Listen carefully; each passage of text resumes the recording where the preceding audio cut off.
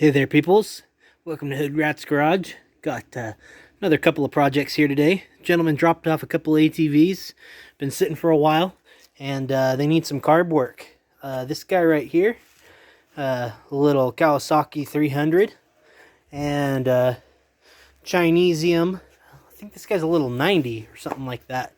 But both of which need carb work. He thought initially that this guy just needed a battery charge, but we have a problem. I've started on this one first, of a carburetor that is stuck. I actually can't get the throttle out of the carburetor bore. I'm having to kind of coax it out, so I'll give you guys an update in a couple seconds on what we got going on the other one.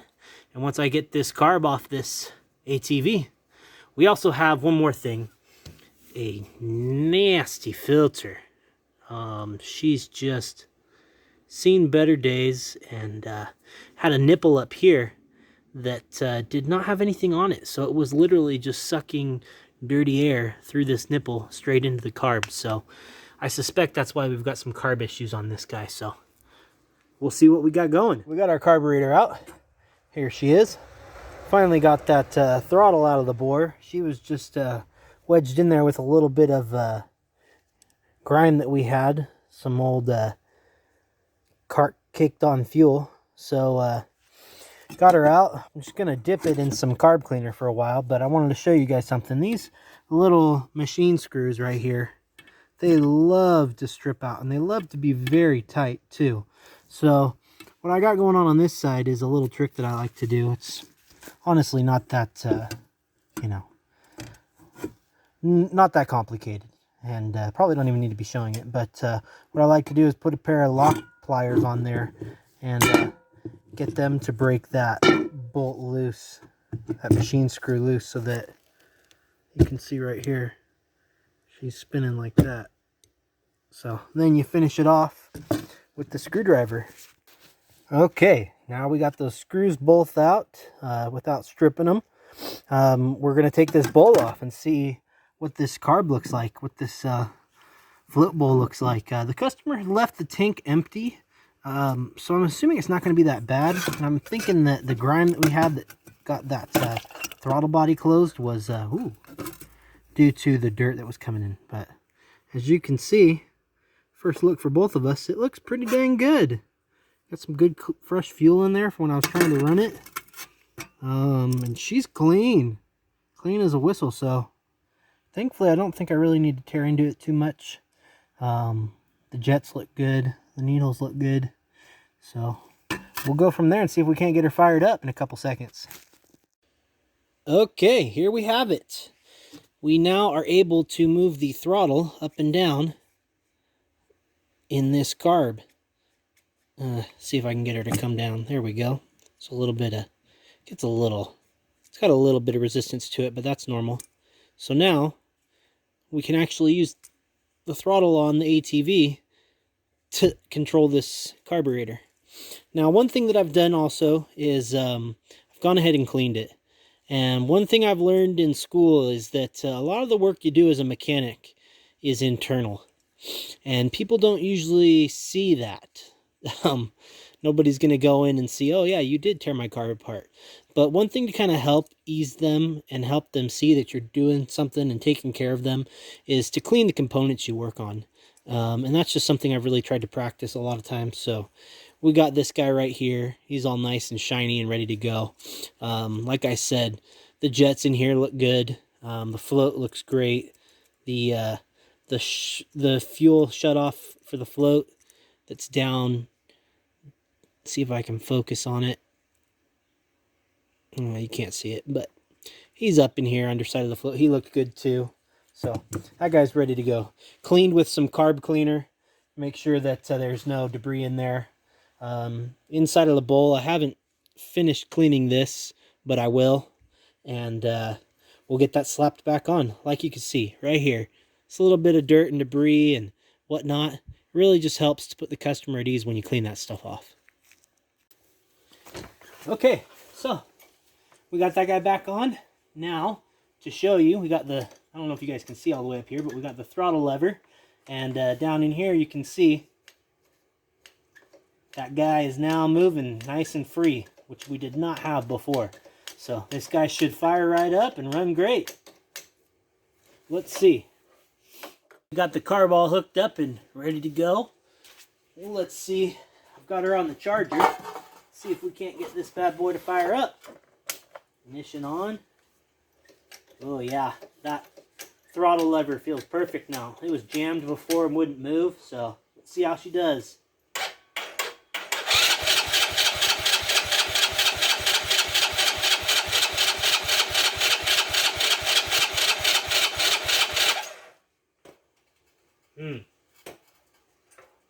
Let's see, give her a little choke. I'm going to cheat a little and use some...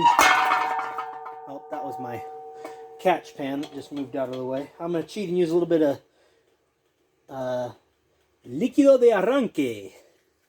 Starting fluid. Okay.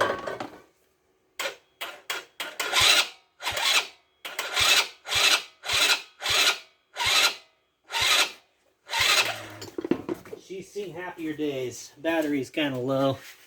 Even with a charge, we're going to need to get a new one. 2-engine start mode on my charger. Oh, no. The positive clamp on the charger came off. So, that explains it. There we go. Let's do engine start mode. Yeah. Got tons of juice now.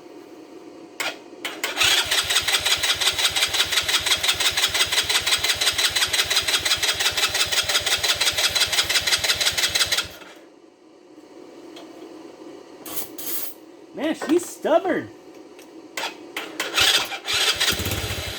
Oh-ho.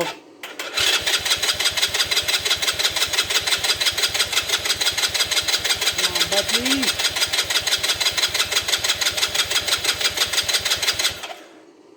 Okay, I don't want to wear that starter out.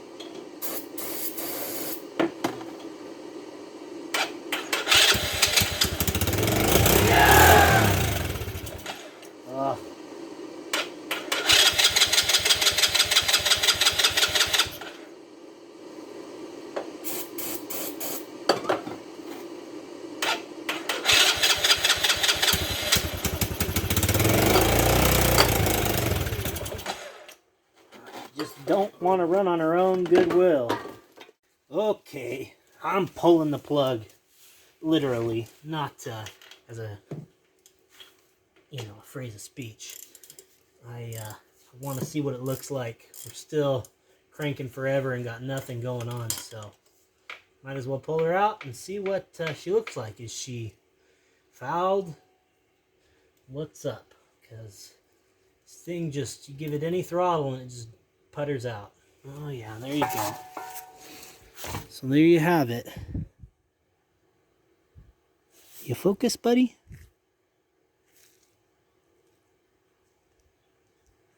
There we go. So she's a little wet, but I don't know.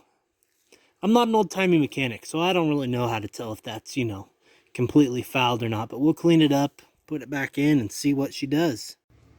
Hey, Coot. Well, I got my neighbor's dog visiting me while I'm working. Hey, Poop. Hey. Hey, bud. Hey, Coot. Come here, bud. Come on. Come here. Oh, yes. You a cutie.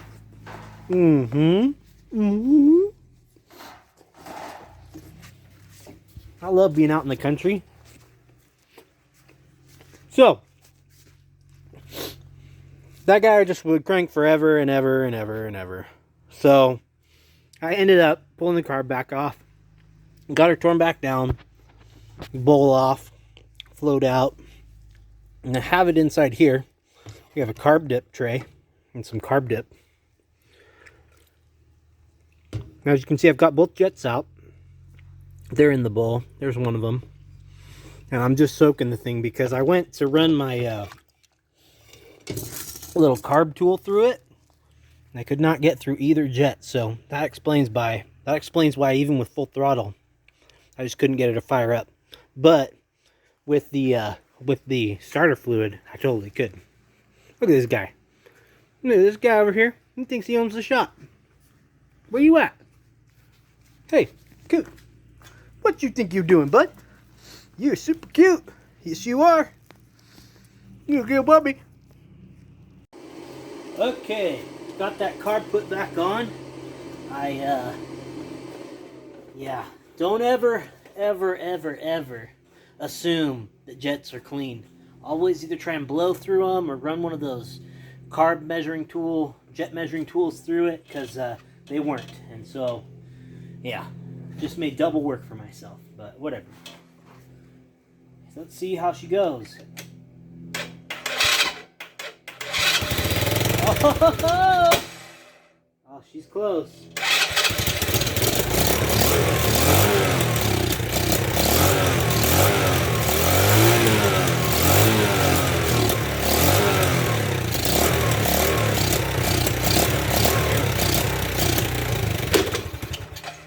Oh, she didn't like going into...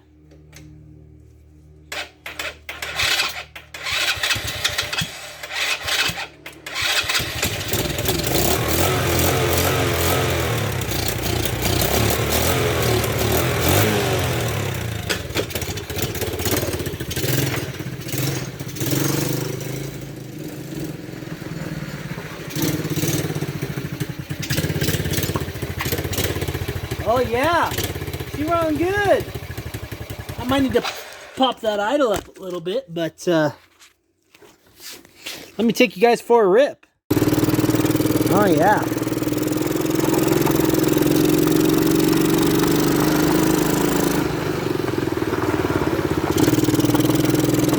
She runs pretty good. I still need to adjust those carbs a little, but I got them close enough. Need to pop the idle up a little bit, and man, I kind of want one of these little things, dude. This thing's cool. Check out our view. She's running pretty good.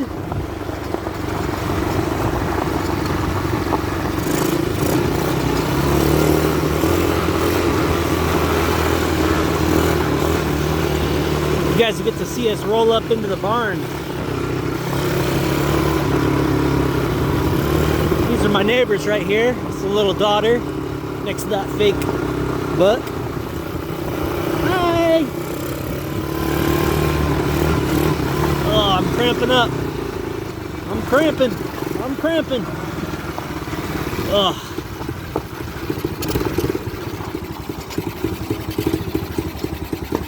See if she'll idle. Nope. So like I said, just gotta adjust that idle a little bit, but there you have it.